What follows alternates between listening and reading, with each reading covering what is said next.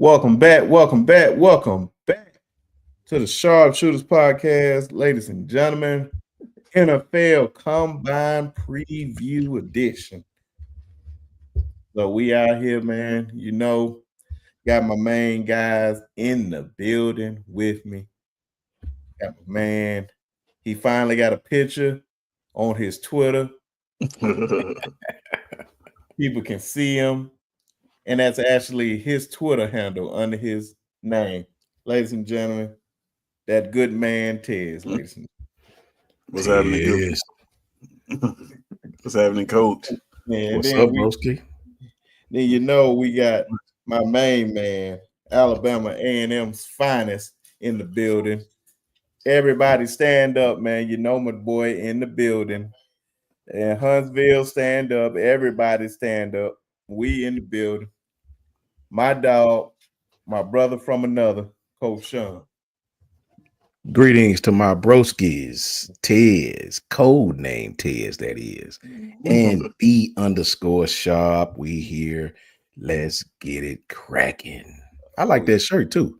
Shaq and Kobe, them was my broskis. Yeah, man, it's faded. Now, Yeah. man, I Hey, love this that's shirt. classic. I swear, man. Yeah, bro. Best duo ever. Scotty, Love you that. ain't got most rings, but you Love got that. Alpha and another Alpha on your team. Yes, sir. No, Scott ain't no Alpha. How everything turned out, if you know what I mean, ladies. I do. You got everybody in the building. Got my man Huggy Beard out here. What's going on, bro? Oh man, I ain't like that. Who else? And Kim, what's going on? Nick, what's going on? Roll Tide, my brother. K Sway, what's going on? Okay, Nick and everybody else gonna fall in here, fall in line sooner or later. But of course, man, we talking all NFL draft this pod. But you know how we're gonna start off. Who are you guys one of your favorite guys going into the NFL combine that you are so ready to watch? Go ahead, Ted. In the combine, It can be anybody, any player. Which player are you most excited to watch?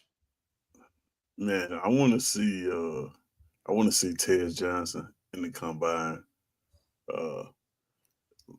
We saw him down there at the Senior Bowl. At receiver, didn't lose a rep at all. Heard him in the press conference say that he was the fastest person down there at Mobile, which is a really bold claim. So I'm excited to see what he's gonna run. It's a couple cats. I want to see what Jackson Dart looks like throwing the ball. Can he move up into the first round? Can he throw himself into the first round?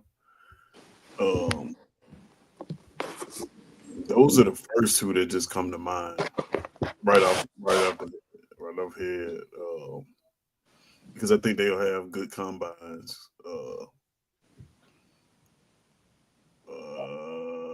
Abdul Carter, of course, is gonna have a great combine. And I said one of your favorites, and you name about 12 dudes.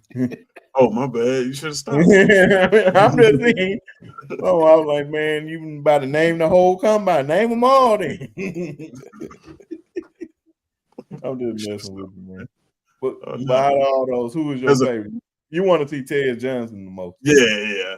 Because he's from the crib, and I think he can have a good combine, man. I think he's gonna run fast, put up one of the top numbers. Like I said, he made a bold claim. He said he was the fastest person down there in Mobile. So we'll see. Is he gonna be the fastest person at the combine though? I don't know. We was talking about it, man. We said a defensive player might put up the fastest speed this year. I wouldn't be surprised. Man, before I get to Jason, got Piano Man in the building. Got my co-worker Joe Allen in the building. What's going on, man? Katrina, what's going on? Katrina. Oh yeah, man. Y'all just keep on falling in here. Hit the like button, hit the subscribe button, do all the good things. But oh yeah, man. Shout out to the white too, man. I ain't even see you up there. Just got all work. We in here. My dog. Appreciate you for coming through, bro. White. But oh my god, another week, another infamous handle by Mr. Jason Walker, ladies and gentlemen. Angel Reese shooting coach. Ladies and gentlemen, Mr. Jason Walker. We saving souls out here. That's all. Oh, man, stop it, bro. Doing the Lord's work. How long you been working with her? Just out of curiosity. Since the beginning. Oh my god. You ain't seen the improvement. Oh no, man. You ain't seen the improvement. A little bit. I'm not tad bit improvement. Yeah, we're more confident. More Yeah. confident now. You boys. Don't mind missing. But man, who is your favorite player going into the draft, man? Well, going into the combine. My favorite player going into the combine. Mm-hmm. I don't know if I have the person that I'm most interested in. Oh, well, you're most interested in going into the receiver from Tennessee is the one I'm most interested in. Thornton. Yeah. Oh. That's what I'm most interested in, just because of the measurables. You know, it's hard to, you can't coach, 6'5", so it's gonna be interesting to see what he does and where he ends up being slotted amongst all these wide receivers that are at the combine. So that's what I'm interested in, kind of seeing what's gonna happen. Hey man, Dwight getting on you, man. Jason, I thought that was great. Dwight, you don't want this smoke, I'm telling you. And Danny in Atlanta too. That would make it worse. You don't want this smoke now. I've been peaceful. Oh my god, peace. Man, stop it, man. Coach Sean, who is the most exciting guy you ready to see at the combine? First of all, shout out to my broski Jason. I ain't seen Jason in a minute, man. Good to see Jason back up in the house, man. You know what I'm saying? What's up, Kimberly? How you doing? Good to see you, girl. For me, man, it's Abdul Carter. I want to see, I've been on him for a minute. I love his kid's size. I love his kid's speed, the power. I love his kids. He can play the run. He can play the pass. This kid can do anything. He gonna go high. The reason why, what's up, KT? The home girl KT right there. What's up? For sure. The negative side of it is he's gonna go high, so he may not do a lot, right? You really can't blame him because all you can do is hurt yourself if you already go in top 5. I mean, why would you perform? If I could get one more because of that reason, I do want to see what Jihad Campbell running the 40. I'm really, really interested to see what he runs in the 40. If Jihad run a 4.5, he'll probably be a top 15, 20 pick. If he run a 4.5, he might even go before that, man. The kid that size can play the run, can play the pass. Those are the type of linebackers that the NFL are really looking for. Him and the Georgia guy, believe it or not, are very similar. Their birthdays is in the same month. It's crazy. They both 6'4". One of them 6'4", 6'5", 240. Their birthdays is the same. It's crazy. The same year. So it's gonna be interesting to see what those guys do. I think Jihad was asked to do more. So I'm biased with my brother Jihad. I think he's the best linebacker in this draft. I think he's the most durable linebacker in this draft. I think he can play on the edge and can play middle. If you remember when he was recruited, he was an outside guy. He wasn't a middle linebacker. He was an outside guy. So I think Jihad Campbell's that Swiss Army knife that the NFL need. Really anxious to see what he run the 40. But my favorite probably is Abdul Carter. Man, I really forgot all about Jihad. Just that quick. But yeah, you're right, man. If he run anything near 4.5, I expect top 15 pick in the draft, which I believe he's gonna run anyway. But yeah, he did pivot from the edge. But shout out to my boy Blood. What's going on, man? What up? What's going on? What's Big up? truck. What's up? Everybody falling in. Y'all coming in. Get the crust out your eyes. Hit that like button, all that good stuff. Get Please. you some liquor, get you some wine, all that good stuff. What's going on with you, man? But you said hope all is well, everybody. Roll Tide, all the people Tide, out brother. there. Damn right. Even though we got an op in the building, yeah, he up there. And just to let y'all know, every Thursday, I'm trying to see if it's gonna be this Thursday. It possibly can be every Thursday. It's gonna be Tide Talk, everything Alabama football wise, just everything. No NFL, no NBA, no none, just everything Alabama football wise. And Tez is not invited. Nope. He is not invited because we don't want to hear no negativity. Only people I want to hear being negative about the Tide is Alabama fans. No Auburn fans allowed. You are allowed in the chat. Don't threaten me. Don't threaten me with a good time, man. But yeah, every Thursday, y'all recruiting, all that, spread the word. We're gonna be doing that. Y'all come with your questions and all that, and we'll have a good old time. But I think mine would be said Jihad and made me forget. I know Will Johnson is easily one of the people I am most excited about. I believe he's going to be a superstar in the NFL, and probably like how Pat Surtain. That's how high I am. I expect him to do major things for somebody, and don't let him go to the right team too. Like I think Daniel Jeremiah. If it's on this one, I'm gonna see if this is. Oh, that's Bucket. Nope. That's his on Daniel Jeremiah's top 15 prospects. They got Gentry at number 3. Well, this is just his top 15 prospects. Oh, okay. Just his prospects. This is not the mock. This is not the mock. Okay. I'm gonna show Mel Kuypers in a minute, but I know Will Johnson. I am super excited to see. And who else? Of course, everybody wants to see Travis, especially him running wide receiver and cornerback drill. So that's going to be pretty exciting. Yeah, for the most part. Yeah. And I think everybody pretty much had in their head that none of the quarterbacks was throwing the football. So it wasn't nothing surprising on that end. So we'll definitely see.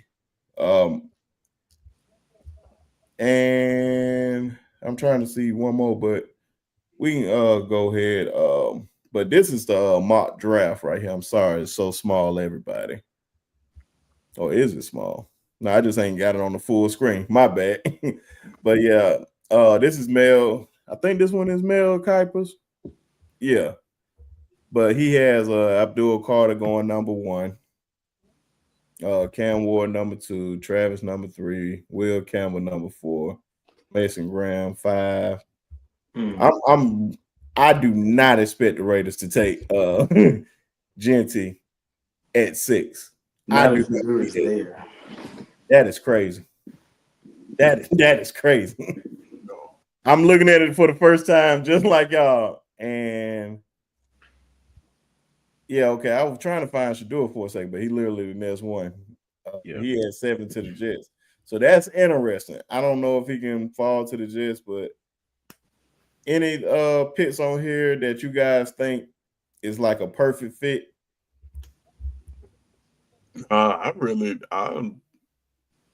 Who did this? I need to make sure this one is Mel Kuypers, man. I need to make sure this is Mel Kuypers because this is. I'm not mad at Abdul Carter at number 1 at all. Oh no, I think at this point nobody is upset at Abdul Carter, and the way the Tennessee Titans are talking right now, that they're not sure what they're gonna do with that number 1 pick. They probably trade down. I think the Browns. I believe the Browns may potentially pick Cam Ward if they can get out from up under Deshaun Watson's contract. Mm-hmm. I think they itching to go in another direction quick. You know. Yeah. I hope we get into that, man. I watched a lot of Cam Ward. I watched a lot of Shador. I got some interesting points on Talk that. about it. Yeah, go for it. I watched a lot of Cam Ward, man. I'm gonna say this about Cam Ward, man. The teams that dropped 8 a lot, the teams that mixed up man coverage and dropped 8, the Georgia Techs, the Syracuses, the Iowa States, especially. He played well against Iowa State. Don't get me wrong. He played that one half and he played well. But against Georgia Tech and against Syracuse, even though he made plays with his legs, I think I trust Shador throwing intermediate more than I trust Cam Ward. Now, Cam Ward is great. He's a much better athlete. When I see him, Cam Ward, I see CJ Stroud throwing the ball. Not he's a better athlete than CJ, but throwing the ball, he reminds me of CJ. He reminds me of Jordan Love. He's very similar to them dudes to me throwing the football. But I think intermediate passing, I think I like Shador better on the crosses, on the hitches. I like Shador better intermediately. Now, Cam got a really good deep ball, but I like Shador's processing better. Shador ain't as good as an athlete as Cam Ward. He ain't going to outrun you and all of that. Shador, to me, is like a young Teddy Bridgewater, Trevor Lawrence, coming out of college. Shador want to stay in that pocket and throw that thing, and he can. I seen Shador flat-footed, not even off his back feet, hit crosses, hitches, 12-yard digs, 15-yard digs. I like Shador better in the intermediate passing game. I think Cam is better athletically on third down when everything break down. I think Cam can hit the deep ball. I like Shador a little better, though, as far as – and it's going to depend on what team these kids go to. It's going to depend on what team these kids – but I can definitely see, to end it, I see if – they still got Deshaun Watson's contract hanging over their head, which is a large contract, a large one, right? Guaranteed money is stupid, like almost unheard of in the NFL. So that's going to be interesting, man. They got the number 2 pick. Do they move back and acquire a lot of other picks, which could happen?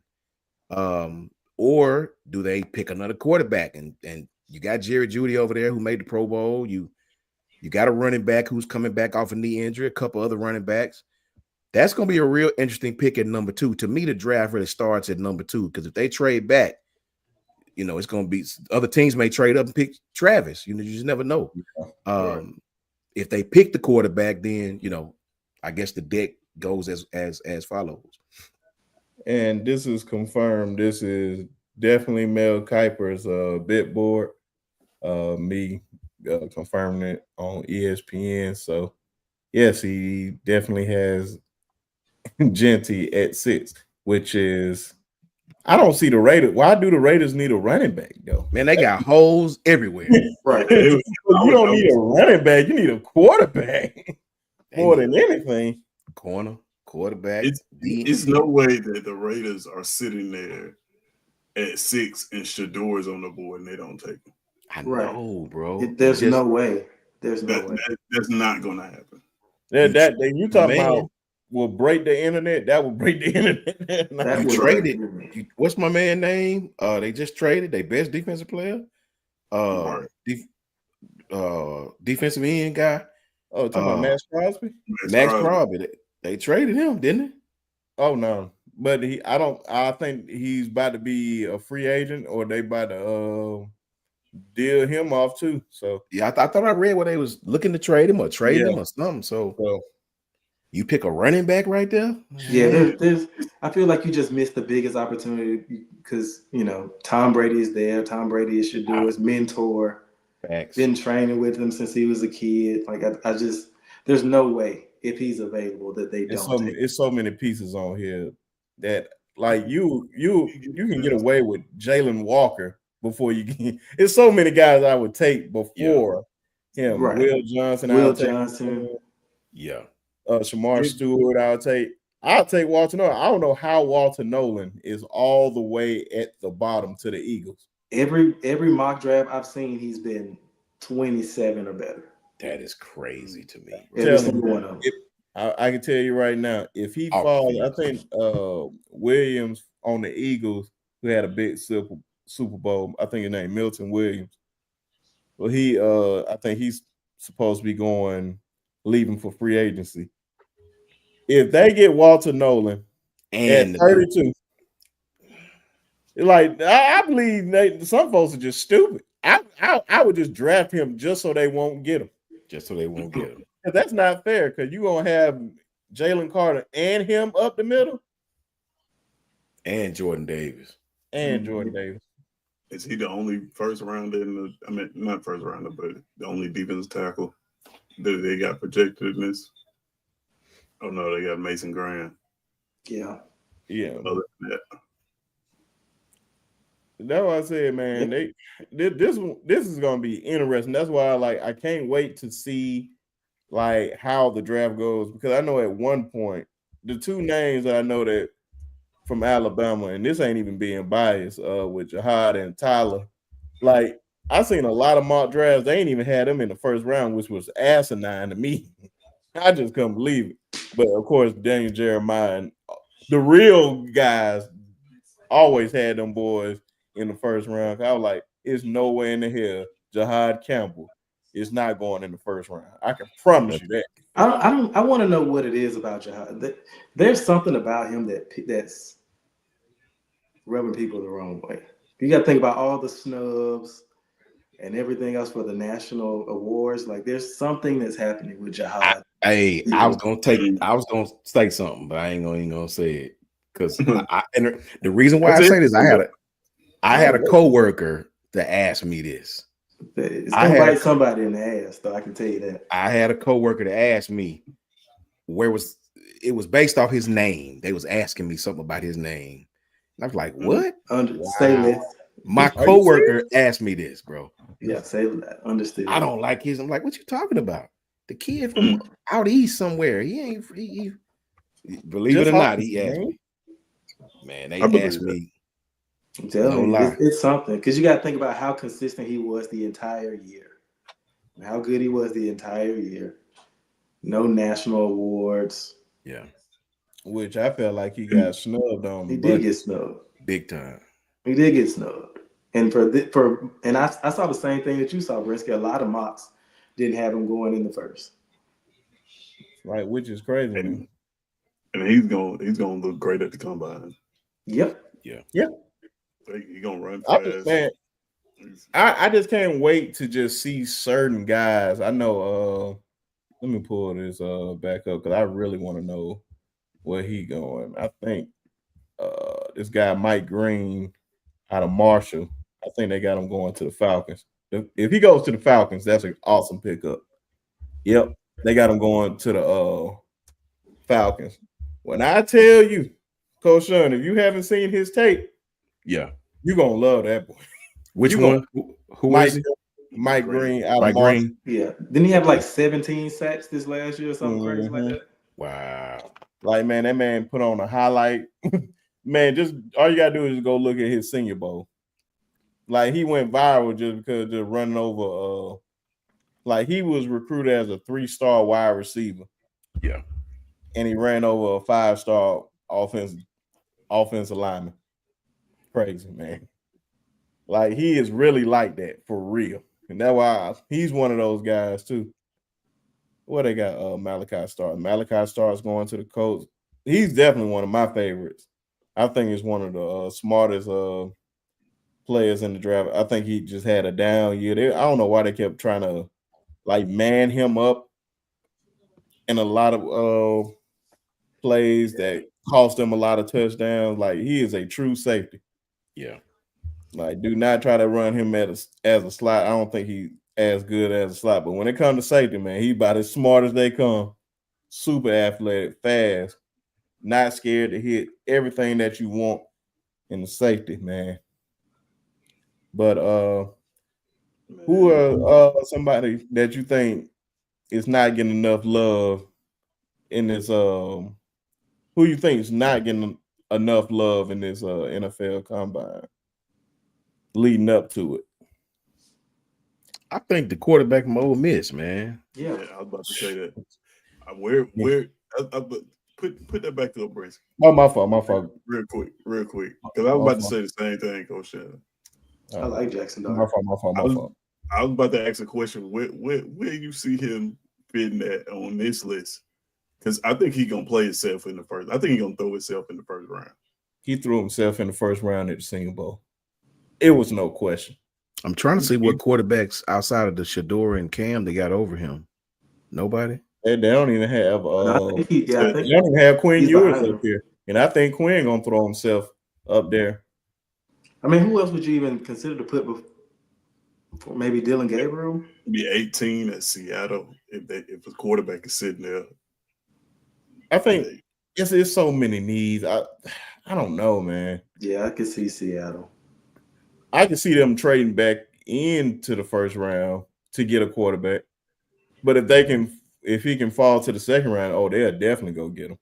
But I don't see Jackson Dart falling to the second round at all, bro.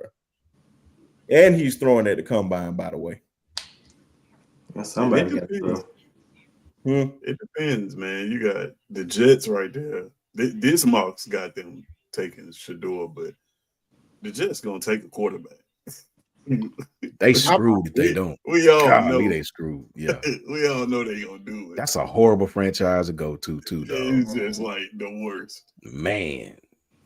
So you get them two quarterbacks off the board with the Jets sitting there at 7, and if he do well in the combine,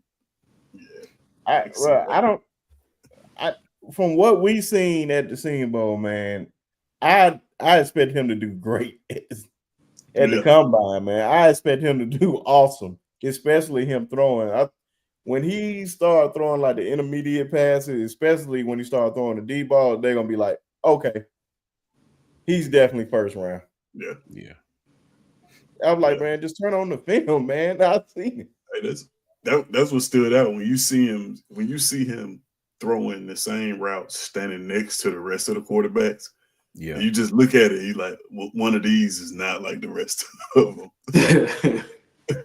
Like if you didn't know nothing about football, and I just put you out there and just let you see, you would have been like, oh yeah, he should be going number 1 in the draft. I'd be like, yeah. If you knew nothing about football and you watch them quarterbacks go through all those drills, you'd be like, he's the best one. He's got every single time it was on the money. Every single time on the money. That's what I said. So you said Jackson Dart. Who you say, Jackson? Bring that to the first round. Who I think is gonna sneak their way in here? Well, they can somebody, it ain't even got to be the first round. Just somebody you think just not getting enough love right now, but everybody need to keep their eye on. It can be anybody. It don't have to be nobody on this list. I honestly think when I think about that, 2 people come to mind, and one is McMillan from Arizona. I don't think he makes it to 22. I'm just hard pressed to see him make it to 22. And honestly, like I think when Jalen Milroe goes to the combine, somebody's going to take a chance. I think so too. It's going to be if he goes and he runs 4.4. They're definitely going to take 4.3. Somebody's going to take the Jets will take a flyer. If he run 4.3, Jason, the Jets will draft him. He won't get out of the top 20 if he get. We've seen it. We saw it with Anthony Richardson. Facts. Yeah, because somebody's gonna think they can fix work on his mechanics. But that's what they do. Like Coach Sean been saying, man, once you draft him, everything is gonna be strictly football, 24 hours a day. So I think the problem with Anthony Richardson, they played him too early.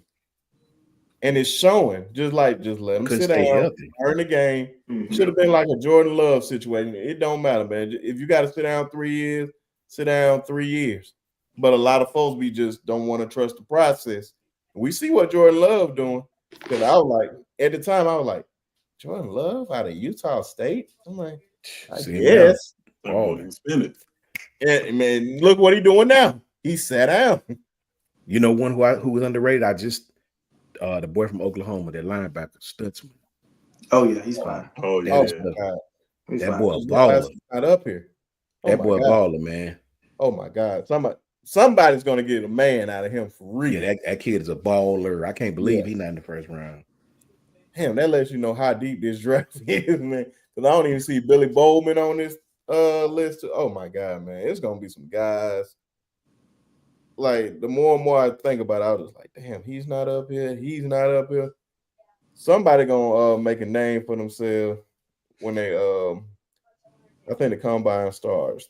Well, it's actually started now, but of course they're doing interviews, and all that. I'm gonna put the schedule up here. I meant to download that and put it up here. I'm about to put it up here now. But Coach Sean, who you think is getting undervalued for this NFL combine? Shoot, like I said, Dennis Dustman, that kid. Shout out to my brother Gil Cruz. Shout out to see Gil in the chat, man. Shout out to Gil. What up, Gil? Good to see you, man. Some coach right there too. Coach Cruz, man. Good to see you, Gil. Good traveling this sportscast. Good to see you, boy. Yeah, man. Danny Stud, that kid, bro. Listen, when Alabama played Oklahoma, there was about a quarter in there somewhere where I swear it's like this dude was on every tackle. Like every time we done anything, this kid was on the tackle. Like we could not block this kid. We couldn't do nothing with him. That kid is a baller, man. And I'm very shocked he's not in this top 25, top 31, 32 picks, man. No, I said, man, this NFL draft year has to be super deep at skill positions, and because my God, bro, there's so many names that are not on this list. Like for first round material, I meant to I didn't put up Bucky's mock draft, who he has up here. Okay, Tyler Warren. He got Tyler Warren up here. He got McMillan at 6. Woo. They could take him. They could. Yeah. I don't know. I don't draft a receiver. Facts, Jason. Yeah, you can go need one, but he's crazy, man. You don't get that sort of wiggle out of 6'5". You sure don't, man. That boy big too. Yeah. He wasn't no 5-star. He play big. Yeah. That was he got Genty going 20 to the Broncos. Okay, that makes more sense. Yeah, I can see that. Do you think Genty? I don't think Genty's the best running back in this draft. I don't either. I don't think he's I don't think the combine helps him at all. I don't think he's going to run the fastest. I don't think he's going to be the strongest. He's not participating. Yeah, that's why. I think Hampton is the best running back in this draft. Oh, Mario, yeah, that boy a thumper. Yeah. He's straight. Yeah. I gotta watch more, man. I just have not watched him. That's why I do not want to give him his credit just yet, because I keep hearing great things about him. Like, of course, nobody watches like North Carolina football for real like that. But I remember I put him on a parlay one time because I heard and I did win blindly thanks to somebody. Shout out to my bro on that. But yeah, man, I have to watch me. I can't really speak on them, but they got him going to the Steelers. I'm about to say, Coach Sean, how you feel about that if he come to your team? I do not want to pick a running back in the first round. We got way too many holes. They need another receiver. They need another cornerback. They need a couple interior offensive linemen. Man, we do not need another running back. Y'all need a running back. I'd rather just keep Najee. He gonna give you the 1,000. I mean, he. See, here's my thing, man. The Steelers' offense is a downhill offense. I keep telling people, I argue folks in my job about this. They get more wrapped up in the Najee size. He's 6'2". Najee has never. We Bama fan. When have y'all ever seen Najee be a dude like Josh Jacobs, lower his pad and run over? That ain't Najee. It's not him. Najee want to juke and jump over. And thank you. Najee's a finesse back in a big body. He's not Josh Jacobs. Josh is a physical running back, man. Right? Remember that Oklahoma game? Yeah, remember that Oklahoma game when Josh lowered his shoulder and killed that? Najee would have jumped over him. Najee wasn't going to lower his shoulder and do that. Josh run like that now in the NFL. So Najee is Dalvin Cook in a big body. He's a zone back. He like to cut back against the zone. That's what he does. Yep. The Steelers need somebody like a Chubbs or Derrick Henry. Somebody's going to run downhill, off tackle. That's what they want. That's not Najee, man. Even though he gained 1,000 yards on not as many carries, he performed, if you want to call it that. But for that offense to be at its peak, I think you need a running back who's a little more physical, a little more contact driven, and I don't want to pick a running back. There's a lot of good running backs in the second, third round you can get. I don't like seeing, and I love my running backs. I'm biased to that position. No, yeah. But the Steelers have way too many holes, man. I'm not sold on George Pickens, arguing with the damn crowd every time he turn around. I'm not sold on that kid, right? Joey Porter, the other corner. We need a whole bunch of stuff, bro. And running back is not going to solve the issue. You got 1,000-yard running back now. We need other things for the Steelers. But I do like Jason said, I do agree. I think Hampton is the best running back in this draft. Okay. I like Amari Hampton. I like it. Okay, before because I know one of the questions oh my God, ladies and gentlemen. Is that who I think it is? Is that the man, the myth, the legend? I sent that oh link. My God, Ty Hayes, ladies and gentlemen. He is in the building. Oh my God, the legend. I stay on them cigars, man. Oh my God, what's going on, brother? It's finally nice weather out here. So we're sitting out back enjoying a nice Cuban cigar and talking some football. What's up with you, bro? How you been, man? What's up, man? Busy, but glad to be here. Yes, sir. Man. Since you coming in, man, I don't know if you've seen the list at all. So I just show you mock draft. This is Mel Kiper's mock draft.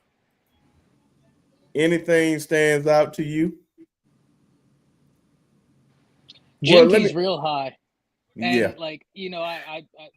I've Coach Sean, you know this. You know how Jance and I both feel about that dude. He is a monster. Yeah. An absolute monster. But guys, the way the NFL devalues running backs, right? Like, that's real high. If he does it, good for him, right? I'll be very happy for him. Will Johnson at 11. I'll tell you, where is I'll tell you who I think's way too low on here. Jahdae Barron. Texas. Yep. Yeah. That cat at number 30. I'm not going to lie. I might take him before Will Johnson. Guys, this is a dude who played nickel at a high level, moved from nickel to outside corner, and was one of the best corners in the nation, won the best defensive back award in the nation after moving from nickel. This kid can do it all. He was physical. I like John. Listen, you say Travis Hunter, if you're taking him as the number one DB, I get you, because his upside is unreal. Yeah. I love Will Campbell too, but it's the versatility of Jahdae Barron. I'm really high on him. What do you think about Walter Nolan being all the way down there? What is 32? 32. Man, especially him going to the Eagles. If they with got Jalen Carter and Walter Nolan, and Jordan Davis, right? Listen, they need to veto that. Yep. It does surprise me a bit. Super talented kid, but we've only really you've seen him in spurts because A&M was so chaotic, and that's not his fault. Yeah. Right. It's just like Coach Sean, you and I, Brinsky, you and I have had this conversation, and I don't know. I know Jance and I had this conversation on a live stream, but I don't know Brinsky and Coach Sean if you two and I ever had this conversation on a live. But Jaden Daniels, I was so excited for him. And people would tell me, but what about the year he struggled, his sophomore year at Arizona State? And I'm like, well, hell, the coaches were throwing each other under the bus. There was a mutiny. Thanks. How can these kids succeed when the environment is chaotic? You're asking too much. It's already tough enough being a college kid than being an athlete on top of that. So Walter Nolan is one of those guys where I get why he's a first rounder. Yeah. No doubt about it.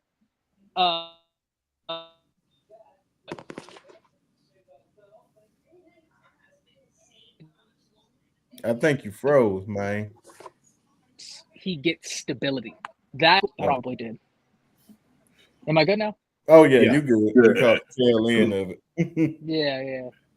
Yeah. He just needs stability. Super talented cat, but I'm excited for once he gets in the league and gets that stability. I told Brinsky them the running back going early I love because that's my spot. I love it. But the Raiders got so many holes, man. To pick a running back that high when you have no QB, you're trying to get rid of Max. What's my man's name? Max Crosby. Max. Yeah, you're trying to get rid of him. Your secondary, they just like the Steelers. You have so many holes. Do you pick a running back right there? Or I told the guys if to me the draft starts at 2. If the Cleveland Browns pick Cam, okay, then we'll just let the cards fall where they may. But if the Cleveland Browns, because they still got that Deshaun Watson contract, they got to get out from under that thing. And a lot of teams don't want to pick that up, man. They gave that dude an enormous amount of guaranteed money. They got to get out from under that contract. Do they pick Cam right there, or do they trade back like the Raiders come up? Because Jason made a point earlier about the Raiders and the connection with Shador and Tom. And I didn't think about that. That's actually a very true thing. What if the Browns trade back? You got the number 2 pick. A lot of people be fighting over that pick. Yeah, man. Yeah, that's one one of the things, Coach, that surprised me. No, I'll be quick. That's what surprised me about seeing Ginty all the way up there. I love Ashton Ginty, right? I have a very close mentor who is in the Boise circle, right? And so he's very familiar. Great kid. You want to talk about high character. That kid could have made millions had he transferred, but he didn't. He said, I'm going to stay with the people that saw me from the get-go, that gave me the chance from the get-go. Like, he is a super high, and I'm not down on anybody that transfers for the money. Guys, we all know this sitting here, but every viewer watching this, money makes the world go round. Whether that's if I ruled the world, would that be the case? No. But that's the reality of the situation. And especially when you live in, and I don't want to get political, but a heavy capitalistic society, money moves mountains. So you offer me some millions of dollars, I'm going to move for some millions of dollars. It's that simple. But he was one of those kids that said, no, I got a lot of respect for that because I don't know if I could have been that guy. I'm going to tell you right now, I wouldn't have been that guy. Let me take the mask. I wouldn't have. I'd have taken the money. So I got a lot of respect for somebody at his talent that said, nah, I'm going to stay right here, make less money, but be a hometown hero, right? Be the hero here. Wouldn't have been me. I'm going to be very honest. But even though I love him so much, Coach Sean, you're right. I think there are other needs. And 7, or what was it, 6 or 7 for a running back? I just know how the NFL does these running backs. They devalue them. And I hate it. But that's the reality of it. That's what they do. Yeah. I think with the year that with Derrick Henry, Saquon, Josh Jacobs, Joe Mixon, all them had, I think that's why you see a lot of I think that value is starting to come back to the NFL. It never left, but a lot of them GMs and owners devalue that position or whatnot. But I think after this year, like, you see the importance of having that. Like Philadelphia getting Saquon and going as far, he clearly was the missing piece. Let me ask y'all a question. If the Raiders come up at 6, and just like to Jason's credit, what if Shador is still there? Tom is taking over. He's involved with the decision making now. Do you take Ashton? Do you take Tom Shador, or do you take somebody else? Taking Shador Sanders. It's no way. You should pass on Shador. I don't see Tom doing it. If they pass on it, Tom didn't make that decision. I got a question because I'm not too privy on the Raiders. This was the first year I started hopping back into the NFL. Love the draft, but how's the Raiders' offensive line? Because unless it is okay, well then I'm not taking. Not so good. Yeah, it's terrible. Then I'm sorry. Then I'm not going to take a running back. They don't have a QB. They don't have a quarterback. If you don't have a quarterback, you don't have an offensive line. I'm not taking a running back. I'm going to take Sanders. All love to you, Jinty, right. but like to their point, they really don't have anything. Like, Yeah. they have Yeah. nothing. They are starting from That's the a very bottom. true statement. They Facts. traded away Devontae Adams. They're trying to trade away Max Crosby. The offensive line sucks. They don't have anybody for Shedeur to even throw the ball to. They draft him. So it really, like, I'd be shocked if they didn't take Shedeur, but them taking somebody else literally puts them in the exact same place. yeah, you got to have a quarterback. They are a weird franchise right now. Can y'all give me a starting receiver or a top receiver on the Raiders team right now? Is Hopes and Renfro still dreams. there? Yeah, maybe. I think still Hunter Renfro. Brock Bowers, yeah. Brock Bowers. Brock There you Bowers, go. he's Brock nice. Bowers. Yeah. Every mock draft had them taking a receiver that I saw. Really? Outside of the ones that we just saw, had them taking McMillan. Okay. Hey, I mean, I ain't mad at him. too, Like though. 6'5". I ain't mad at him. That kid is a killer. I'm mad at He's him. too good. That's what I'm saying, man. You can find a quarter, bro. He has literally shown that he is that guy. I would be surprised. He's not making it out the top 15. Matt Millen is definitely No, not. absolutely not. He's gonna go in the top 10. Yeah. I just need to see it, man. I just don't know. Hold on, Jason. What was yours? You already said who was your underrated player in the draft? McMillan. Okay. Ty, who is your that you think a lot of people are not giving a lot of love to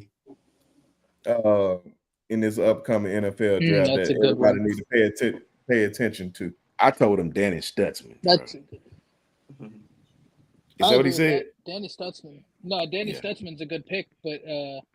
I'll tell you who I really like. I'm trying to go real underrated, but I've been so out of the loop. I will tell you one person who comes to mind, and I do know that they had an excellent Senior Bowl. Really turned heads there, and that's Billy Bowman. Yeah, they said they Right? talked Like, about it. Yeah. I heard that cat was like really impressing people out at the Senior Bowl. So I've You always heard been a fan of correctly. his. Yeah, I've always been a fan of his. I'm in Denton, Texas. He played in Denton, Texas. Y'all know how I like Coach Sean. I've told you this 1,000 times. Yes, sir. Drew Sanders, right? Yeah. Anthony Hill, Billy Bowman, all those guys. I'm gonna root for them because they're from right here. I watched them play anytime I wanted. So Billy Bowman It was on the is same. one. What on the? What did Drew and Billy play on the same high school team? Drew, Billy, Jatavian Sanders. All on the same squad. What is Yeah, in and I war? believe Anthony Hill. Mm. That is And it's that the is same squad unfair. Ty Haywood's on. Good night, bro. And not at the same Yeah. time, but like Denton Ryan, different. Bowman and Sanders may have played together, right? Bowman and I know Jatavius Sanders and Billy Bowman played together Okay. Yeah. because they were originally both committed to Texas. Mm-hmm. Yep. And then Billy Bowman flipped to OU. Anthony Hill is also Yeah. a He Denton young. Ryan kid. Ty Haywood is a Denton Ryan kid. Drew Sanders is a Denton Ryan kid. And I mean, this is all from the past like 6-7 years, right? Just stupid production out of Denton Ryan. So I'm gonna go Billy Bowman. Yeah. If I think of one, I'll put it in the chat and we can talk about it. Yeah, I'm about to say the only one that I can think of right now at the top of my head was somebody we went down to the Senior Bowl and wanted to see and meet, and it's still the same person. I want to see how he performs in Indianapolis with all the other top prospects, and that's Carson Vincent out of Alabama A&M, because I know Shamar Stewart was giving everybody hell all throughout the Senior Bowl, but it's one person he did not give hell to, and that was him. Just this big old kid from this small HBCU that was holding his own and was making guys turn their heads like, who is this? Like, who is this? And I think he's a high riser, man. Because clearly they wasn't talking about him that much. He was just getting interviews after interviews. It was easy for me to get to him the first day, and then it started to get harder. By Saturday, pause. But yeah, man, he's gonna perform well at the draft. I just want to see if he's gonna move well, his speed, how athletic. I think he's super athletic, for real, man, and just a great kid, man. And shout out to Tez for getting a great interview with him, which he had a perfect sound bite talking about talking about his Madden rating. He believes he's a 99. Yeah, I seen that. That was about one of the funniest things I seen, because he was just being honest. He said, I need to be a 99 everything, and I need to have drip. Yeah, shout out to Don't have me looking dirty out there, man. So yeah, he's a guy I'm definitely keeping my eye on. Yeah, shout out to that young man, bro. You know, I'm super biased with Carson. Oh yeah, representing my university to the fullest. Shout out to that man, his family. Kid ain't done nothing but represent the Bulldogs, man. Much respect to that young man and his father, man. Great dude too, man. It's a fact. Just running into him by mistake, and I was just like, man, they're just overall good family, man. So I just want to see the kid win for real, for real. And so nobody's gonna be mad. Nobody's gonna be mad. You know who I think? Go ahead. You know who I think is going to be a super value pick? Who that? Who is that? Just because of and listen, I'm gonna put on my Homer jersey for a bit, but I got to do it. We've been because doing it. Malachi Moore was hurt for so long.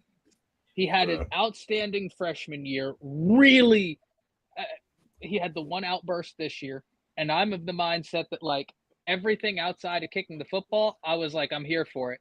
Everybody else is sitting there acting like, oh, losing to Vandy, it is what it is. He's out here like, when you kick the football, that's when I'm like, all right, you're automatically in the wrong, but I'm not mad at you because like at least someone gives a damn, right? Yeah. Like at least someone cares. But I think that going from Saban to Kalen DeBoer, choosing to be a leader there when you know he had options. I think that he's going to be a great locker room guy, but they're going to be shocked when they get him on the practice field to see what he can do, because I think all of the years he was hurt has kind of made people even overlook what he was able to do this year, where he was a really, really good player for Alabama this year. It is, Ben, but meet me halfway. He was a really good player for Bama this year, and you don't hear him talked about a lot at all by these mock drafts. I'm not saying I think he's going to go top 15. That's not what we're doing here. But I do think someone's going to get him in like the third round and be really happy when the season rolls around and they're like, oh, we have something here. This was a really good pick. By the way, I just saw a mock draft that put my Vikings getting Jahdae Barron, and I'm fine if he drops that far. Oh, and I'm giving that. Go ahead, Coach. To Ty's point, Brian Branch didn't go first round. Starter. Jordan Battle didn't go first round. Who else, man? Oh, there's plenty of guys. Helms didn't go first round. Yeah. You know, these kids were played safety and corners, and they all doing their thing. So that's a fact. You learning Nick Saban's system, the NFL system is not going to scare you because he teach from that standpoint. You know, if you know Alabama system, the checks, the coverages, the spacers, the checkoffs, the matching on the back, quarters match, pattern match. If you can do that, you're going to be successful in the NFL. You're going to have a chance to start. That's a fact. I think Brian Branch falling to the second round woke up a monster. Yeah. Because I seen how happy he was, like he was going to be a first round pick. Ty, if you can hear me, I believe you froze again, brother. Just want to point that out there. But yeah, you can just see it, man. Like how happy he was. I'm thinking he going first round. Like, man, somebody about to get them player. I just bring Ty back in when he gets straight. But But that second round, the next day, you see, he just came out there in a Letterman. He came out there in a Letterman. Face looking serious. He didn't even care about when he got drafted. I was just like, boy, they done woke up a beast. And you see how valuable he has been for the Detroit Lions. Same thing I think. I wanted him at Washington because I knew what he was going to be. And I was like, man, why we didn't get him? But hey, man, there's some guys that's in this draft that somebody's gonna be happy with. But this is one of the final questions I had to ask you guys. Now you can be as biased as you want to be, but this is y'all's team. We got a 49ers fan here. We got a Steelers fan. We got a Ravens fan. We got Vikings. a Vikings fan. Yeah. And we got a Commanders fan. Who do you want your team to take in the first round? If they fall, Abdul Carter. Well, okay, realistic. This is why I'm like, of course, I know you want. Mute Come him. on now, Abdul Carter Mute him. and JJ Watt, and not TJ Watt, and Abdul Carter is just unfair. That is just unfair. But realistic, you got to be realistic. And where your team at, and I'll put it back up so you guys can be realistic. Where your team is at. Who do you want your team? Now, some of these guys, I believe somebody's going to fall somewhere. But I'm going to start with you, Tez. I don't think you would be mad at number 11. Oh, no. If that happened, I wouldn't be mad at it. But I still would love to see us either get a offensive lineman. I know Will Campbell may not fall. I don't know. I saw some mocks that had him lower than that. That'll be great. We can get a tackle out of this. Or if we could package that pick and trade it to get Myles Garrett, that would be dope too. Yeah. Either the best offensive tackle we can get in the draft, or and y'all got 11 too. Hey, y'all. Yeah. Hey. You add another one on that. Hey, that can happen now. That's a high one. Yeah, especially with Salah coming back on defense. Give him another weapon, another pass rusher. See, and where the Browns at? I think the Browns got like number 2 pick. 2. Yeah, so the Browns got a number 2 pick. So you trade that one, trade Myles Garrett to the 49ers. So you possibly can get you a quarterback, and a defensive player out of it too. That's a win-win. Bro, that'd be great. So you want offensive. So just so I understand, you want just because I don't know. Trent Williams is on his way out of there. How long can the man play? Yeah, you got to have some type of concession good old plan. Silverback, man. So, yeah, you got to think about the futures, man. Yeah, his best days are behind him. So you got to think about the future. Coach Sean. We pick at 20, 21. I'm gonna have to put it back up here. 21. 21. Yeah. Man, for me, around that area, it's several guys I'd be happy with. I'd be happy with the wide receiver McMillan. We can't win with Calvin Austin opposite George Pickens. We can't win with Van Jefferson. You know, we got to have another number 2 receiver or number 1 receiver. Oh my God. But I would be ecstatic if Jahad Campbell fell to 21 and we match him up with Patrick Queen. You know what I'm saying? I would be ecstatic with that. I would be ecstatic with Tyler Booker. You know, we need a guard. Isaac Seumalo, the kid we picked from Washington last year. Isaac Seumalo, you know, put Booker in there with him to help out Broderick Jones. I would be ecstatic, you know, with those picks. Any of the Bama guys or wide receiver. You know what I'm saying? I think they're going to start Justin Fields. We need somebody that can stretch the field. Justin can throw the deep ball. It's his intermediate passing, what I worry about. But if Jahad Campbell fall to 21, he will not get past Pittsburgh, right? Or Tyler Booker, for that matter. I would be ecstatic with any one of those guys. That's just unfair, man. Y'all get him, man. That's just unfair, man. Patrick Queen playing well. You match it with Jahad coming in, a young kid who played a similar defense at Bama. I think he takes over the next year as That's the a leader. fact. Yeah, because I think we got Peyton Wilson on the other side. Yeah, easy, man. Easy. Ty, your team, you can be as biased if you want, but realistic. Where do you? I don't know where your Vikings pick. Where the Vikings at? Who do you want out of this draft? If it's my way, right, and this is going to be a double-edged sword. If it's up to me, Tyler Booker falls to 24, and the Minnesota Vikings can pick up Booker because they need help on that offensive line. Like, don't get me wrong, Minnesota needs corners. They need offensive line. So if Jahdae Barron is there, pick Jahdae Barron. But if Tyler Booker is there, take the offensive lineman because you have a quarterback coming off of injury that you just took in the first round last year, a quarterback who in Darnold got sacked how many times against the Rams? Didn't the Rams set a record? Yeah. Right? Like, that was a tough watch. Let me tell you what, that was a tough watch. So if Jahdae Barron's there, I'm not going to argue you taking him because I'm that high on the kid. I think he's fantastic. I don't think he should be there, though.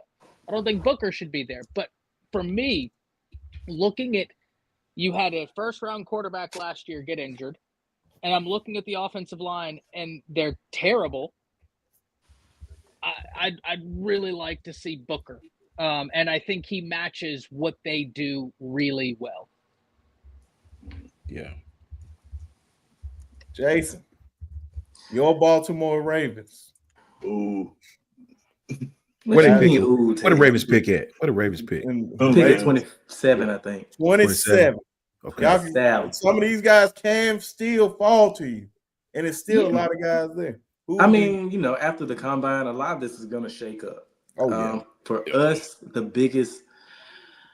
we have two glaring issues, which is edge and our secondary, which for me, I would probably try to get another corner first because it was bad. Brandon Stevens was absolutely terrible the entire year.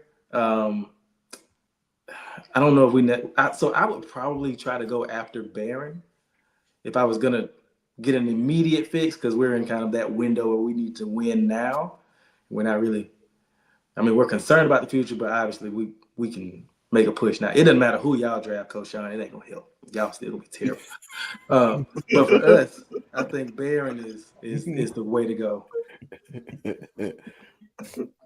I'm sorry. It is what it is. Look. That kid's we need so offense. Good, man. Y'all need a lot more than offense. We do. You talking about Barron? We definitely do. Facts. You talking about Barron, Ty? I'm telling you, Brinsky. If for those of you that aren't like familiar with his game, like if you didn't catch a bunch of Texas games this year, you obviously know he's good because he's mocked first round. He won those awards. Go find some clips of this kid, even from a few years ago. I'll give you a little heads up. He was the one who, when Texas was in Tuscaloosa, right? Jalen had a pick that I didn't necessarily think was Jalen's fault, the first one. It was the second one. And it wasn't the best read, but it was more of a great play by the defensive back than a bad play by Jalen. Jahdae Barron baited him. Yeah.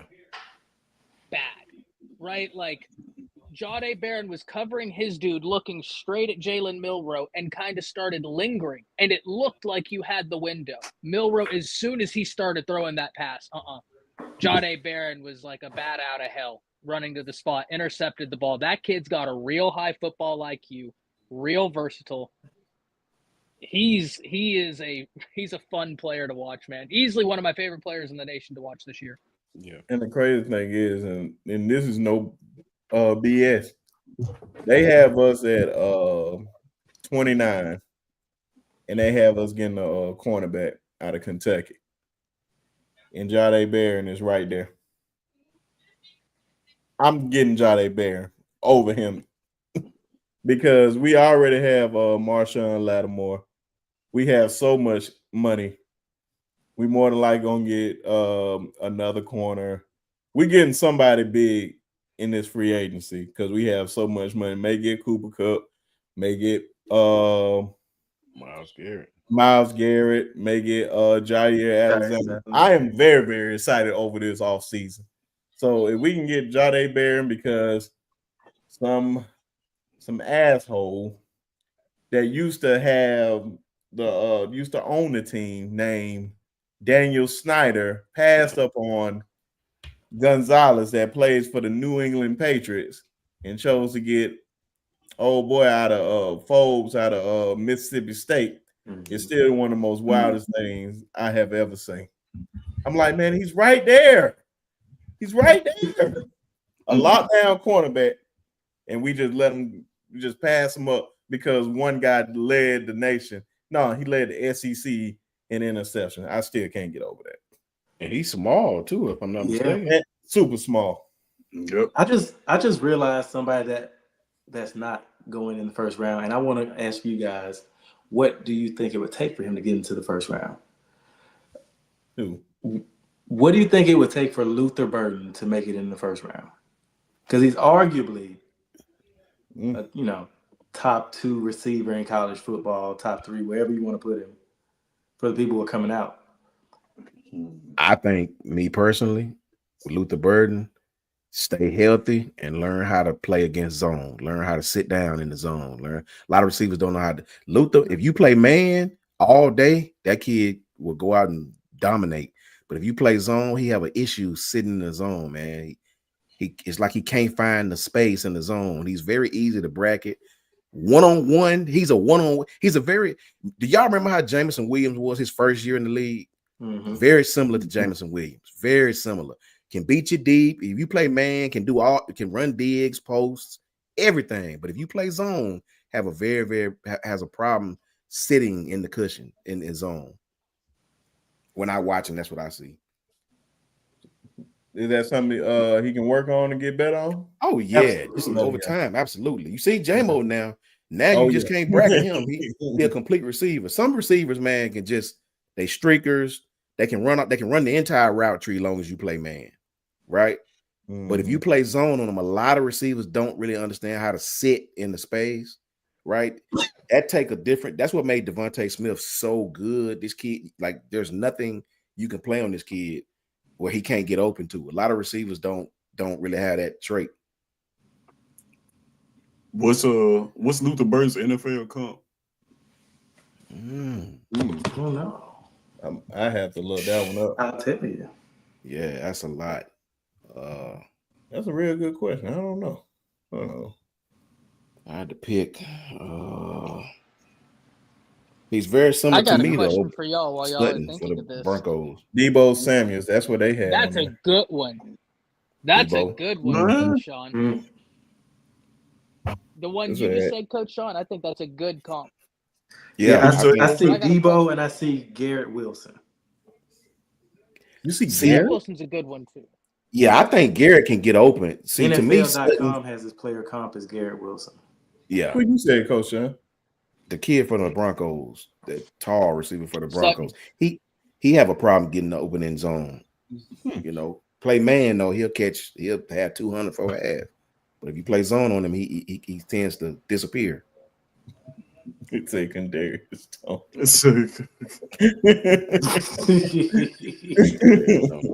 man, Luther Burden is talented, man. That's super talented. Yeah, that's a legitimate question. That's why I asked. Is like, yeah, he is super talented receiver, right? Yeah. And why isn't he in first round consideration? I just thought about that too. I ain't even think about that. They were like, man, maybe it's just potential, right? He stayed hurt quite a bit too. Yeah, he got banged up a lot this year. Yeah, sure. Injury bug, man.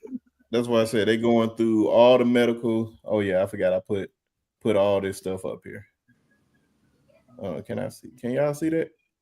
Okay, I had to put it on full screen so I can see Like this is the players' general schedules and all that. So of course they're gonna go through all the medicals. I think the Wonderlit is one of the stupidest things to take. I don't understand it. But well, Trey Harris, is he mocked as a first rounder?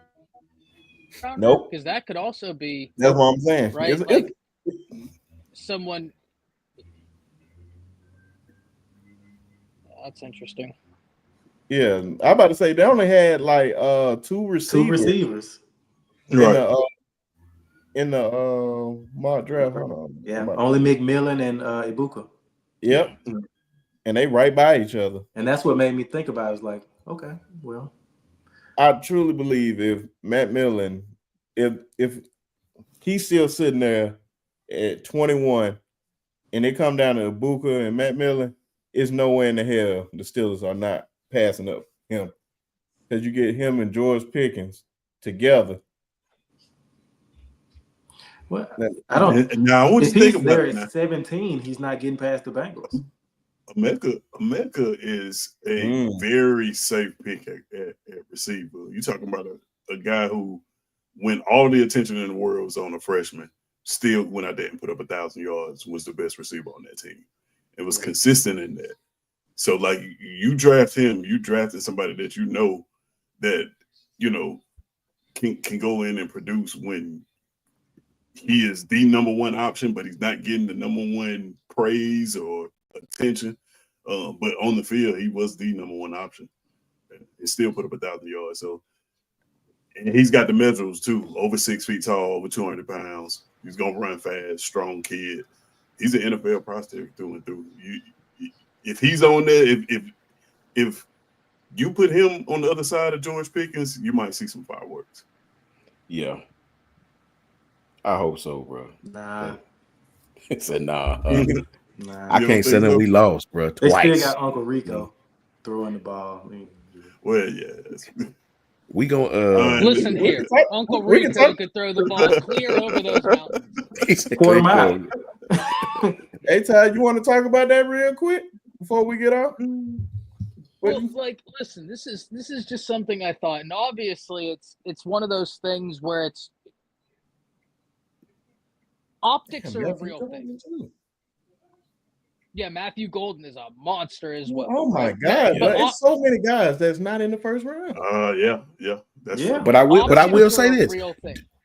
Ty, do you see a Malik Neighbors in this draft? A kid that understand why shallow X dig. They understand the intermediate route, the deep route. A kid that can do it all. Malik Neighbors, this kid could run the digs, the posts, everything. You couldn't defend him, right? Do you see a receiver like that this year in this draft? I don't know if I see it. I don't know if I see someone like that. But Facts. I think Golden is a very good one. McMillan's very good. I think Tez hit the nail on the head with Ibuka. He's been coached by Brian Hartline, right? Like that guy's really good at getting wide receivers to understand. But this is something that I have a little bit of a crazy take. So bear with me here. Go ahead. Because optics, right? Like we can't deny how powerful optics are, right? I'll give you an example. There's a reason why whenever there are big trials, the jurors aren't, it's kind of frowned upon when jurors are kind of watching the news and seeing the public view of the trial, because the court of public opinion, that's a big thing, right? Like the court of public opinion is crazy. That's just how it is. You might not have done something, but if the court of public opinion says you did it, it's hard. I bring this to you because I want to highlight optics in this conversation. Obviously, freshmen aren't eligible for the draft. But when I think of the best wide receivers in college football right now, McMillan stands, Travis Hunter stands. They're freshmen. Right. Yeah. Kid from Ohio State, Ryan Williams at Bama. Tez, y'all got one out there at Auburn that as soon as he gets a quarterback, he's an issue. Right? Wingo at Texas. Kid is going to be an issue. I thought he was – listen, I love Golden, Benji. I think Golden was great. In my opinion, Wingo was the most talented receiver on that team. Green, young, but in terms of upside, big body guy who can flat out run by you, can do pretty much what – and did that hurt where – we talk about Luther Burden. Luther Burden was said to be the best receiver in the SEC coming into this year. And then all of a sudden, Ryan Williams comes out here, and he's the talk of the town. Right? Jeremiah Smith comes out, and all of a sudden, these conversations that were all about Luther Burden the year before, we're talking about Jeremiah Smith. We're talking about Ryan Williams. Did optics hurt wide receivers in the first round this year? Because they're very talented. Luther Burden's an incredibly talented dude. Trey Harris, very talented. Matthew Golden, very talented. Very talented. But did optics kind of have a say in this? That's my question, right? It could be an absolutely not. I don't know. I'm just kind of spitballing here. No, I think that's absolutely part of it. The optic of it all during the season and leading up to at least this point, they do get kind of overshadowed. And, you know, that's part on what we see versus media, et cetera, et cetera. But I think after the combine and after a lot of this kind of the dust settles, I see a couple more wide receivers probably sliding into the first round. Yeah, at some point. Facts. Yeah. Okay, you gave me an idea. I'm gonna ask y'all two questions. One of them is over and under too. But if freshmen were available, do you think Jeremiah would be the first one? Like what? Yes. Yeah. I think we all agree. Bro, listen.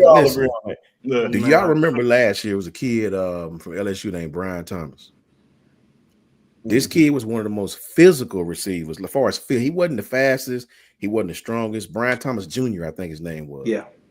This kid had to be doubled from the 40-yard line on because he was so physical. He was going to catch it over the middle. He was going to catch it. Anything you run post-wise, you was done for, right?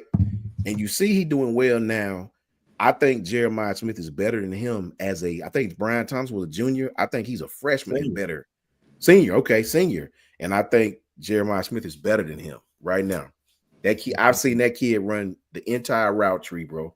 You know, and the only thing you can do to a kid like that is what they used to do to Julio, the better teams, and that's bracket that kid. You know what I mean? If you try to play man on a kid, he's gonna win his share of the battles, and you probably win your share too. But that kid can hurt you. To me, he's more dangerous than Marvin Harrison was. That kid can hurt. Marvin Harrison was only dangerous in certain parts of the field. This kid can hurt you anywhere. And I don't give a damn if you on the 10, your 10 or their 10. This kid can hurt you. He can hurt you anywhere, man. And unlike our receiver, this kid is going to catch it over the middle. He going to block all of that. This kid is a freshman. Yeah, you got a grown man physique already. It's a big thing. Yeah, and we got to remember, Ryan Williams is a freshman, and I know take a shot when you high school, right? Yeah. He was 17. You know, like he should have been a senior in high school. So like he's still is very young. Facts. Whereas like Jeremiah, right. But I think if Ryan Williams was coming out, you'd see a lot of talk about him too, right? Like just because he can do things that. It's very rare you lose a guy like Isaiah Bond that can run a flat-out 4.3, and you get a kid that's 17 years old, and guess what? He can run a 4.3. Yeah. And it's just like, okay, we're not missing the speed. His route tree is deeper at 17 than Bonds was when he was at Bama. Right now, the Texas coaches, I think, did a great job with Isaiah Bond because he was running some nasty routes this year for the Longhorns when he was healthy. They did a great job over there. But that's why I posed the question, right? Because I started thinking about optics, and then it was Luther Burden, Jason. That's what sparked me on this, was your talk about Luther Burden. And I was like, man, he's 100% right. Yeah. Is it possible that the optics of seeing the kid at Auburn, Cam Coleman, how talented he's going to be, Ryan Wingo, Jeremiah Smith, Ryan Williams. These freshmen are out here, and you're looking around and you're thinking, okay, I guarantee if I polled anybody in the nation right now, who are the top 3 wide receivers in college football going into next year, 2 of them are going to be true freshmen. Going in from this year. They're going to be going into their sophomore years. Yeah, I can agree with that. Yeah, man, it's going. I do got a question though. Like we talk about receivers, and we talk about the optics. We haven't even mentioned the Biletnikoff winner. Don't right? Yeah. San Jose kid. No, he didn't win it. Who won? Travis Hunter. Don't get me started. Oh, Travis Hunter. Yeah, the only reason I don't talk about is because it's the duel, right? Like, wide receiver, is he going to be? That's what I was getting. Don't know, but that's a good point. Yeah. No, that's what I was getting at. It's like I think we kind of all agree that are we all kind of saying that we would take him as more of a cornerback than a receiver? Yes. Because we almost didn't even view him as a receiver when we were doing the numbers. It's just like, yeah, damn, more and more, yeah. So I think I had the question. I should have just wrote it down really quick. But one of the other questions was over or under how many wide receivers gonna go in the first round. And it's 2.5. Over. I say over. Yeah, I say over. Not considering Travis as a wide receiver. Over. Still over. Okay. I say over too. Travis was never in my count. I was about to say if you count Travis, then it's a push. Probably going 5. Push. Yeah. Going 2.5. So if I said 3.5. I'm still probably going. I'm probably at 4, I think. So 4. I'm gonna have it set at 3.5. So everybody's saying over. Yeah, I say 4 because they already got 2 in the first round. Yeah, I say 4. Who's the third receiver? It could be Bird. I think Jason's answer was really good. Whenever I posed that optics question, and Jason, you answered it with that you thought that could be part of it, but it's also because of where we are that we haven't had the combine yet. And then once we get to that point, optics will change. I thought that was a phenomenal answer, right? Because it's true. Optics will change, and I think Luther Burden's a guy that could find his way into that first round. Yeah. And I know this will be my final question to you, gentlemen. And it was by somebody at the Bama Standard. Shout out to Smoke. Good man. But I felt like it was a slight little hate in there. This happened a long time. I ain't gonna say a long time ago. I think it was said in January. But do you think, and I'm asking everybody, well, except Jason, because I know Jason's answer. But that we already talked about. Do y'all consider Jeremiah Smith a generational talent? I said, hell yeah. Generational talent? Generation.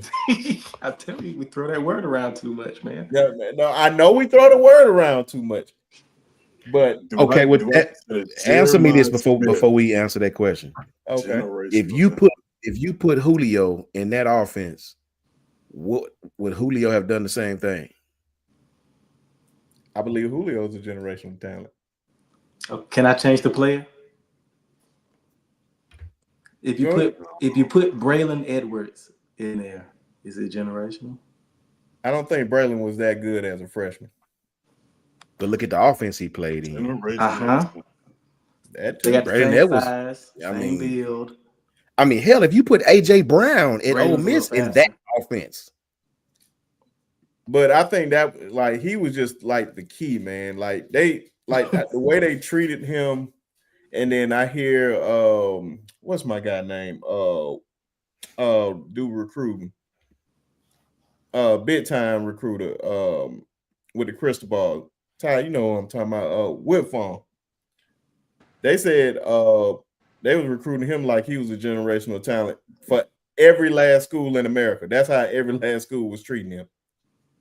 and they asked him like with Chris Henry Jr., are they going to treat him the same? They said no. They said he's a good player, but they was looking at Jeremiah a totally different way. Generational talent. I'm just not so. Can I modify my answer? Oh yeah, go ahead. Because I do think we used. I think it was a generational wide receiver class, where I can't remember the last wide receiver class where I'm looking and I'm like, there are so many true freshmen that came out that are genuinely in contention to take over conferences, right? Like that dangerous. So I think it was a generational class. Like to have Cam Coleman, Ryan Wingo, Ryan Williams, Jeremiah Smith. These dudes are unreal as freshmen. That I don't know. Like I've seen great freshman classes, but like this, where NFL scouts are talking about how if we could draft them now, we would. I don't know that I've seen that. Yeah. And the reason why I said that about Jeremiah, and I heard y'all answers, I said if he came out right now, everybody said he would be the top guy for wide receiver and pretty much be like, I think we all agree top 3 in the draft. Top 3. But is that generational though? Is he I mean, generational? Part of that is because he's really young. So like, yeah, I'm getting this kid. He's gonna play for me for a long time. Okay. Define generational, I guess. That's what I'm. Yeah, I was just about to ask y'all that. I think Calvin Johnson is generational. You never seen nothing like Calvin Johnson. Okay, but wait. Right. If you say generational, you talking about in the pros? Because at Georgia Tech, he didn't do much of nothing. But because they didn't. I know. But guess what? They seen the potential. They knew what he can become. So how would I? I guess I'm trying to. How would I define general? Let me see. Because we all know like that's why guys can put up stats. That was my point. It's right. And we use that word too loosely. I think you can be extremely elite. Okay, name a player. Okay, Jason, what player you think is generational when they came out? When they came out of college. When they came out of college? When they came out of college. Michael Vick. Yeah. I think he changed the way quarterback was played when he came out of college. Yeah. Because that boy was doing stuff that we like. Give me a wide receiver. Okay. I love that when they're quarterback because you've never seen that. Randy a guy that's running faster than everybody, literally everybody. Randy Moss. Randy. Okay. Yeah. Like when I hear generational, I think I've next never level seen gold this jacket. before. Yeah. Like when I think generational, I think like I've never seen this before. I've never seen it before. You're doing something in this sport that I've never seen before. Cornerback. And I've seen. We'll say prime. Corner. I say, if you saying that's what generational is when he came out, I say Travis Hunter. Ask me why though. You got to ask me why. Why? Have you ever seen a cornerback guard the best receiver on every team, play that well, don't come off the field and go catch 1,000 yards like it's nothing? To show you how hard that was, Ryan Williams, we talk about how great he was. Now we all understand our quarterback limits at Alabama. We get it. This man had twice as many yards as Ryan Williams did. Twice as many. And average almost twice as much per catch as Ryan did. So he was a better receiver than our generational talented receiver. Wasn't the best receiver on his team, if you ask me. Right? Yeah. But it also played cornerback at a level that we hadn't seen and was successful at corner. You know, I had never seen that before. I've seen like Ashton Gentry, Ty and them love him. I love him too. But I've seen Melvin Gordon do that same statistical thing in the Big Ten. Oh, 100%. 100%. Oh, yeah. Yeah. I've never seen a cornerback play every snap against the best receiver, break on the ball like that kid did, turn around and go catch 1,300 yards receiving like It ain't nothing, right? Can't run a dig for nothing, but can run a goal, right? And act like it's just another day at the office. I've never seen that before in college football all my life, ever. So I like what that's just me. I've never seen that. I like what my boy Brad said right here, and shout out to you, Brad.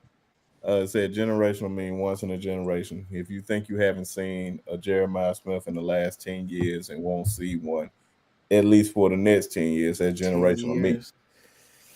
And that's what technically that's what it means, like generation. But the thing that I was, but how do you quantify Ty, Brinsky, Tez, Jason?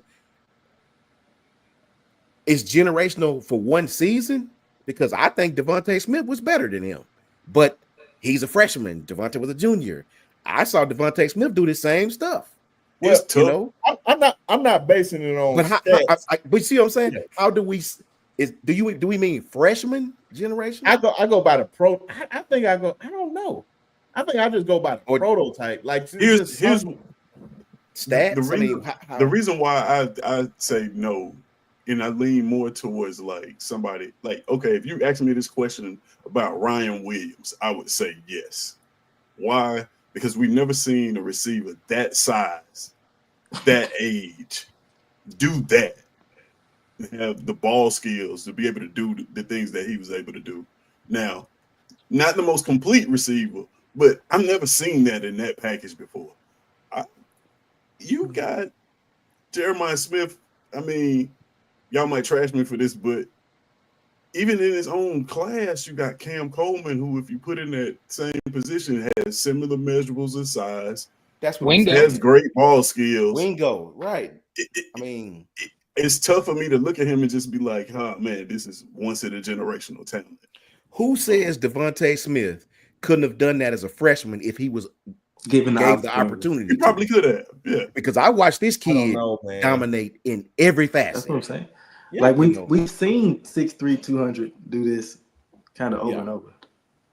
But that's why I modified it to this is a generational class. Yeah, right? Yeah, that's a great point. Yeah, I've never seen a class where I'm looking and I'm like, these freshmen are the most talented wide receivers on their team. They dot, right? Like it's just, and it's not one, it's not two, it's not three, it's not even four. Like we're talking 5 or 6 of these true freshmen that I'm looking at. Like, what in the world happened? Now I got one for y'all. Was Derrick Henry a generational running back? Because I don't know that I've seen a guy get 30, 40 carries and then go to the NFL and haven't slowed down a lick and is how many years in the NFL? That's a fact. At that size? Yes. That's wild. That's a generational talent. That's kind of how I base generational. Because when I hear it, I think they're going. When I hear generational, I think elite at this level. Next level is going to be just as impactful and just as elite. So you do attach the pros to your generation. Yes, I think you have to. You have to. Okay. It's simple. It's simple for me. Just show me another one. Yeah. Running back. And that's what I was saying about Jeremiah. Well, you don't really see it. I mean, you running back. You can go Eddie George. You can go. No, Herschel. Herschel maybe. Well, Herschel ain't even had a career like that. Peterson. Adrian Peterson. And if you got to go back, if you got to go back to Herschel, how many generations is that?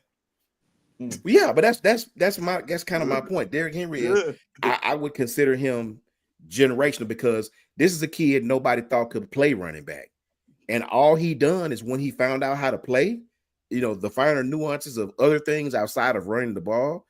The boy dominated from the time he was on the field to today, to right now.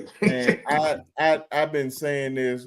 I said Derrick Henry is one Super Bowl away from having probably to being the greatest running back to ever live. Just at every level. He dominated in high school. And I'm talking about he's national football, or who owns the rushing record in high school? Anybody know it? Derrick Henry. Derrick. You want to know how many yards he beat it? Derrick Lamar Henry. How many yards? He beat it by like 4,000 yards. Damn. That's an entire season. Isn't it like 12,000 yards or something crazy like that. 12,000 yards in high Good school. night, Then he man. ran for 2,000 in college. Then he ran for 2,000 in the NFL. And still doing it today. Yeah, that's crazy. That's And dumb. what I might add, no other. I think he's in rare air. I think him, Barry, and I think it's just him and Barry, probably like the only two to run for 2,000 yards. I'm thinking off the top of my head, because it ain't been that many 2,000 rushes in the NFL. It's probably been like maybe 8. But he is one Super Bowl away from just having the greatest football life ever. Yeah. That man's high school is amazing, man. That man's high school stats are so crazy. You look at him and like, they lost the game? How did they lose? He ran for like 388 yards. How did you lose this game? Yeah, Derek is definitely. You got to put Derek in there with some of the greatest to ever do this, man. That's a fact. Well, because I know we about to get off, man. I'm really going to think long and hard about this. And just remind some of the people that came in late, I said Thursdays, I'm going to start doing like Tide Talk, strictly everything Alabama football, recruiting, anything dealing with Alabama football on Thursdays. At least an hour just talking about Alabama football. No Tez is not invited. I'll be in the comments. Don't worry. No Tez is allowed. Well, go ahead. Jason Jackson. I think Alvin has it for the state of Alabama, but he only had, I say only, he had 10,000 yards. Derrick Henry had 12,000. Facts. So it's still Derrick Henry. You say he got the rushing record. No. And Alvin is not having the seasons that Derrick is having. Oh, no. He doesn't have a high school record. I know that for a fact. Oh, no. I think he's got it in the state of Alabama.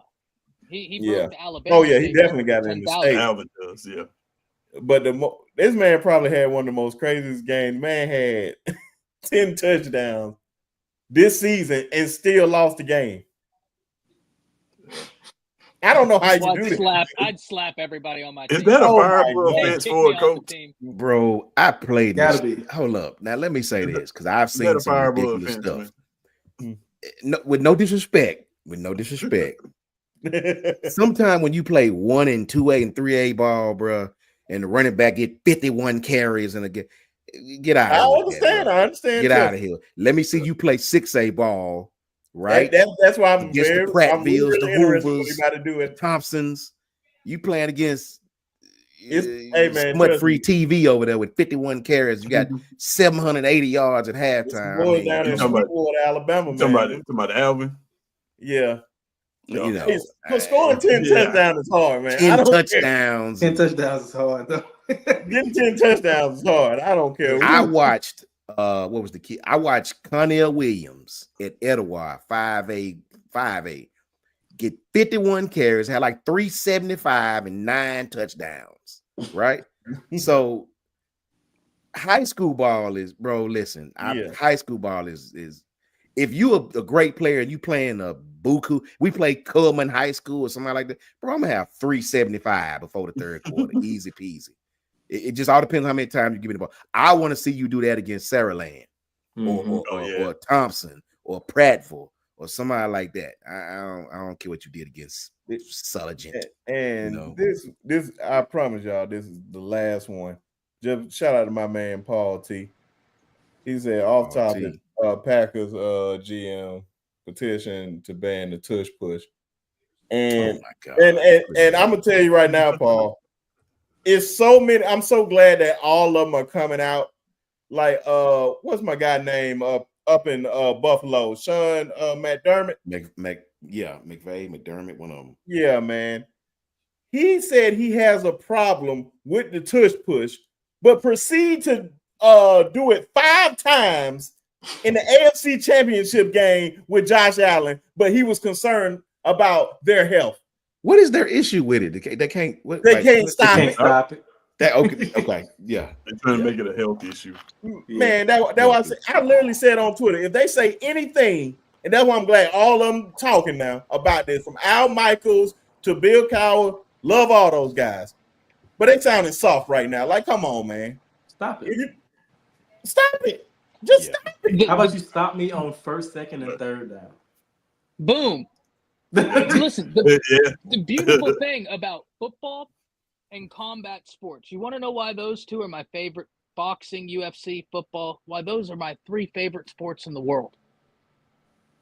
Stop them. That's it. People didn't like Anderson Silva celebrating. He didn't celebrate when Chris Weidman knocked him out. Stop him. Yep. People didn't like Cam dancing. You didn't see him dancing. There you go. They stopped it. Nope. Yeah.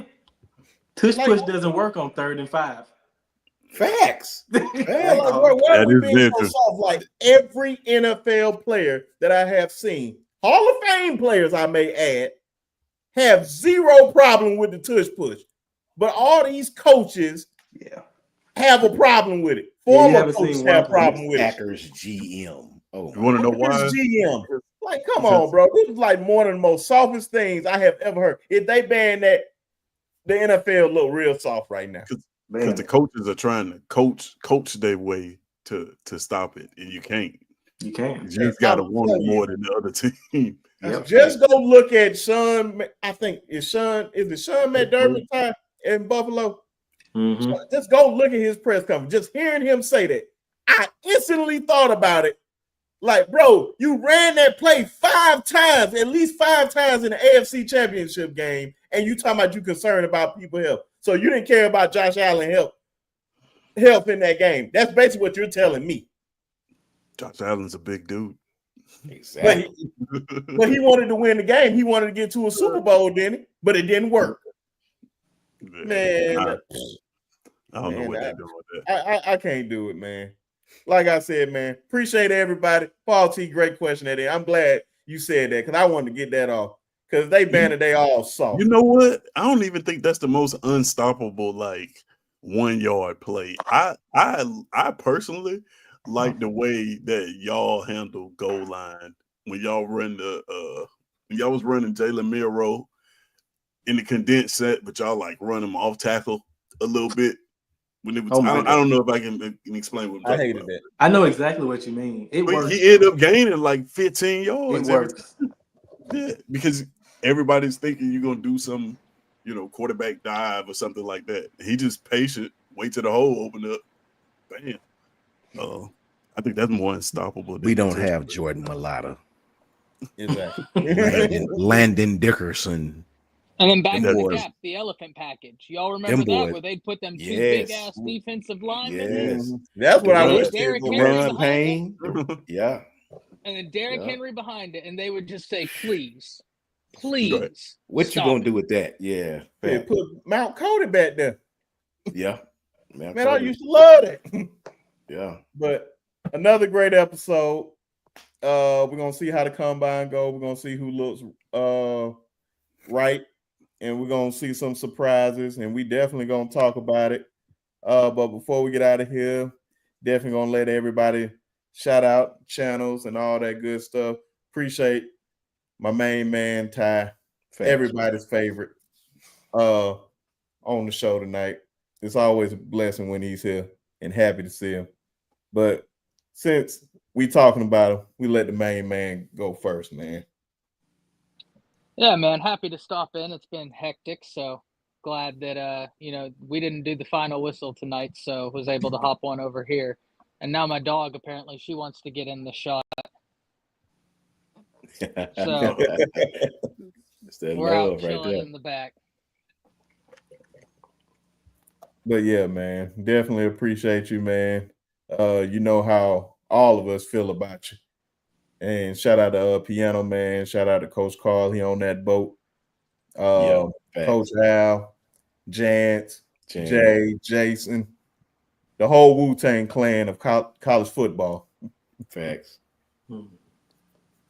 What's happening, people? I got a Twitter now. Rescue told me I got to say that every episode. With a picture. I got a Twitter now with a picture. That's great. With a picture. Yeah, it is. Hold on, let's see. Bam, right there. Code name Tez. Boom. You can find me right there on Twitter. That is also my Xbox username. If anybody wants to smoke out there. But yeah, catch us Sharpshooters Podcast every Tuesday, same time. Love chopping it up with these guys, Ty, Coach Sean, Jason, be sharp. Man, it's been a pleasure.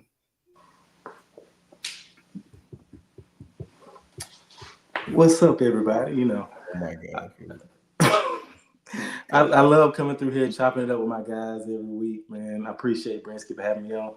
You guys make sure to like, share, follow, subscribe, turn notification bells on. You can find me at Crowd Noise Jaywalk on Twitter. 90% of nothing, 10% of genius, you know. Number one Atlanta Dream Snow Cone salesman. Just to let y'all know that. My quota. I hit my quota this week. I sold 5. I'm good to go. The season about to start up, man. Is it? It's about to start up. Ain't nobody called me yet. I'm not doing this. Man, much love to all the guys, man. It was so good to see my brother Ty again. I know he's working. We all know how that go, man. Life is lifing. You know what I'm saying? Good to see Jason tapping in, man. Love always tapping in with Tez and Brinsky. Really appreciative for letting Ty letting us stream from his channel, Brinsky's channel, everybody's channel streaming the same thing. So all our crowd that always come in and support us, man. Thank all of you as always. Really, really, really appreciate all you guys, man. You can definitely find me at JMHO Sports Talk, just my humble opinion. That's all it is. No insider here. You know, people be hit. No insider, please. I don't even want that moniker, bro. I know the inside is my house. I don't know nothing about no inside of nothing. If you want to put me on a chalkboard and talk about, you know, X shallow, Y dig, you know, or Y shallow, I should say, X dig, I can tell you what that means. I don't know nothing about what Bama does. It's just an opinion. That's what we do over here. Much love to everybody. Thank you. And we don't get in our feelings over here. No. About nothing. I'm not gonna do it tonight. But shout out to everybody, man. Appreciate everybody coming. Make sure you guys subscribe to all the channels. Hit the like button. Appreciate y'all. Like I said, gonna start doing Alabama talk on Thursday, at least an hour, just talking about recruiting, different position, the QB battle. That's gonna be the hottest topic, especially with the spring game coming along. Also, definitely shout out to Quint, the Haven, working with the Atlanta Braves. Can't wait for the season so I can get these tickets to go to these games. And also major shout out to Arlon, my boy. Of course, they ain't been on here as much as they want to, like that how they was in the early days. But Arlon been doing some major stuff, and of course, got a major accomplishment. My boy is the National Black Lawyers Top 40, under 40, 20 in 2025. So that's a major accomplishment, man, by him. Of course, that's my lawyer and my dog at the same time. Just seeing how far he came from when we was in college to where he at now, man, is a major accomplishment. Just want to make sure I give him a shout out on that. So you doing major things with that. So before you go, Brinsky, can I say one more thing really quickly? Go ahead. Remember, guys, shout out to Kangaroo Black, man. Shout out to Justin. Yes. Shout out to Justin and them boys over there at Bama Standard, who they always show love every time we tap in with them. Shout out to Clint Lamb. Shout out to Jason over there at Hall of Fame Sports. Shout out to all of our crew, the Wu-Tang Clan, all of our crew. Y'all already know who y'all are, but shout out to those guys as well, man. Those guys do great content. Shout out to Kyle over there at Bama Football on YouTube, still doing his thing. Shout out to T. Shout out all them. They do great content. Tap in with those guys. Shout out to Bone. Gave me a shout out. Shout out to Bone. Appreciate you. You know what I mean? And let me leave you with this, man. Sometimes the truth sounds like hate to those who hate the truth.